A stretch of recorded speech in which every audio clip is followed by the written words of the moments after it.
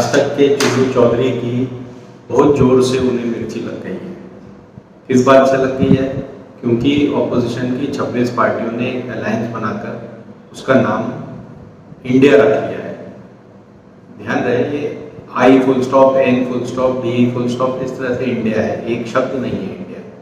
लेकिन माननीय चुल्लू चौधरी इस बात पर एक पूरा प्रोग्राम बनाकर मिस इन्फॉर्मेशन फैलाने में लग गए। हमें सबको पता है कि चुल्लू चौधरी का ज्ञान वैसे ही कम है, लॉ के बारे में तो और भी कम है, और मिस इन्फॉर्मेशन फैलाने के बारे में सबसे ज़्यादा है। लेकिन यहाँ पे उन्होंने लॉ का सहारा लिया है। उनका कहना है कि इंडिया नाम आप रख ही नहीं सकते। क्यों नहीं रख सकते भाई? क्यों नहीं रख सकते? इसका कारण है कि एक 1950 का एक एक्ट का उन्होंने उदाहरण दिया है जिसका नाम है emblems and names prevention of misuse act. ये 1950 की एक्ट है।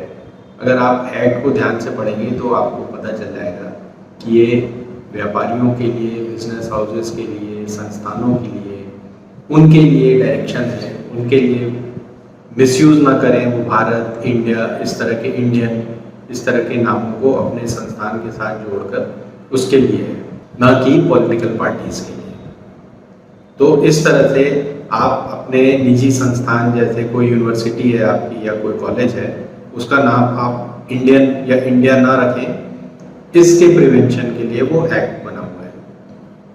अब माननीय चुल्लू चौधरी ने उसे बहुत होशियारी से पॉलिटिकल पार्टीज के साथ जोड़ दिया कि पॉलिटिकल पार्टीज भी अपना नाम इंडिया नहीं रख सकती। अगर इंडिया रखेंगी तो उसके आगे भी कुछ जोड़ना पड़ेगा। देखें यहाँ पर उनका पूरा भाषण। राजनीति में भी कोई पार्टी अपना नाम देश के नाम पर नहीं रख सकती, और अगर कोई पार्टी भारतीय या इंडियन शब्द इस्तेमाल करती भी है तो इसके लिए उस पार्टी को भारतीय और इंडियन शब्द के साथ एक या उससे ज्यादा शब्द और जोड़ने पड़ेंगे।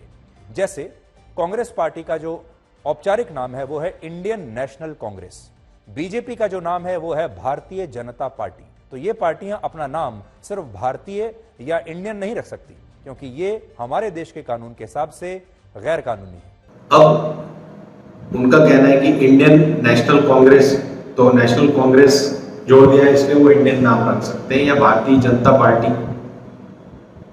भाई, रिप्रेजेंटेशन ऑफ पीपल्स एक्ट 1950 का वो एक अलग एक्ट है जिसके अंडर में भारत में अगर आप पॉलिटिकल पार्टी चलाना चाहते हैं तो उसका नाम आप रिप्रेजेंटेशन ऑफ पीपल्स एक्ट यानी आरपीए एक्ट के अंडर में ही आप रख सकते हैं। उसके रूल्स को, उसके जो उसकी रिक्वायरमेंट्स हैं उसको फॉलो करने के बाद। एक तो ये बात हुई कि किस होशियारी से उन्होंने दो एक्ट्स को मिला दिया और अपने कहानी करने लग गए।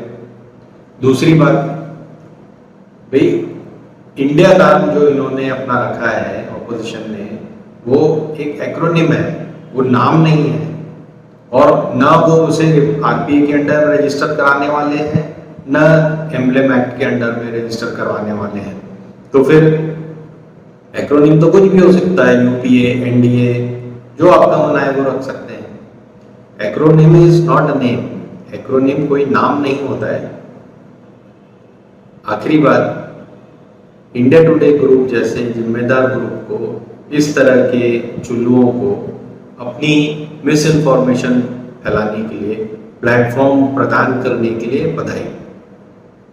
आप भी विचार करें कि मिस इन्फॉर्मेशन फैलाने से देश में क्या क्या, किस किस तरह से गलत हो सकता है।